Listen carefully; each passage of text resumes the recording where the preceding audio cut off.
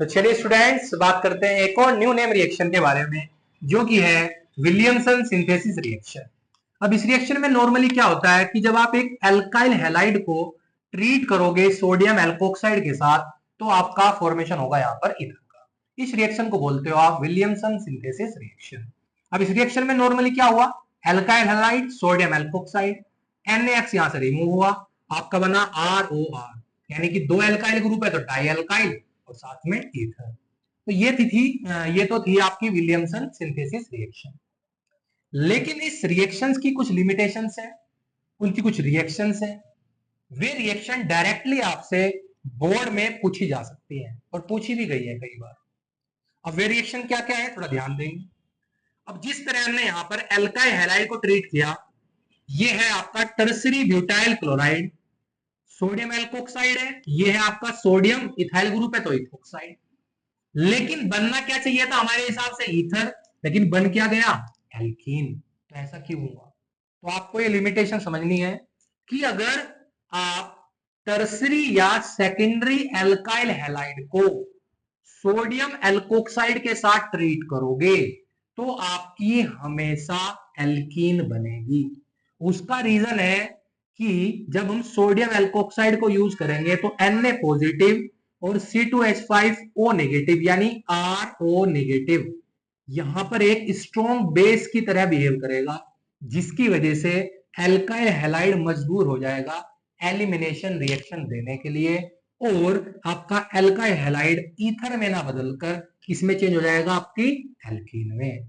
अब यहां पे क्या हुआ, Na के साथ कौन चला जाएगा, Cl, तो एक NaCl रिमूव होगा, और जैसे कि मैंने इस बीटा कार्बन से H को निकाल रखा है तो इसका एक H और C2H5O नेगेटिव और H साथ में जुड़ गया तो C2H5OH बाहर हो जाएगा, तो क्या बनेगी आपकी एल्कीन। लेकिन अगर आप टर्सरी ब्यूटाइल हैलाइड की जगह सोडियम टर्सरी ब्यूटोक्साइड यानी कि आप टर्सरी सोडियम एल्कोक्साइड को यूज कर लो और एल्काइल हैलाइड आप रहने दो 1 डिग्री या मिथाइल, तो आपका ईथर बन जाएगा। ये आपको बात ध्यान रखनी है, ठीक है। यानी कि अगर सेकेंडरी या टर्सरी एल्काइल हैलाइड होगा तो आप एल्कीन बनाओगे सोडियम एल्कोक्साइड के साथ, लेकिन अगर एल्काइल हैलाइड 1 डिग्री या मिथाइल है और साथ में सोडियम टर्सरी ब्यूटोक्साइड यानी सोडियम एल्कोक्साइड टर्सरी हो जाए सेकेंडरी हो जाए तो आप बनाओगे ऑलवेज ईथर, जैसा कि यहां पर बना हुआ है।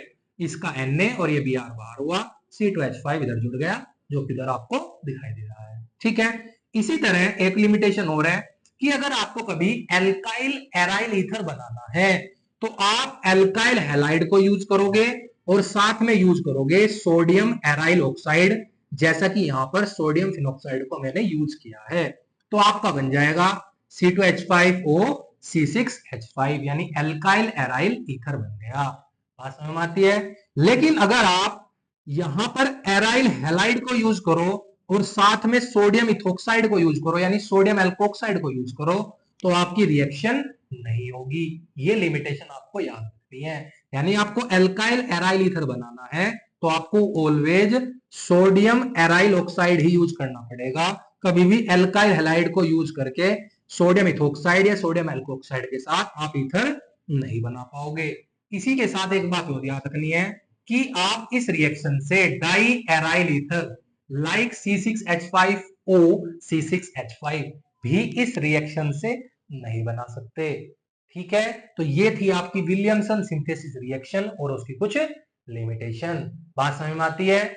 ये रिएक्शन और ये रिएक्शन आपसे बोर्ड में डायरेक्ट पूछी जा सकती है, बहुत बार पूछी भी गई है, तो अच्छे से इंपोर्टेंट है, बहुत पढ़ के जाना।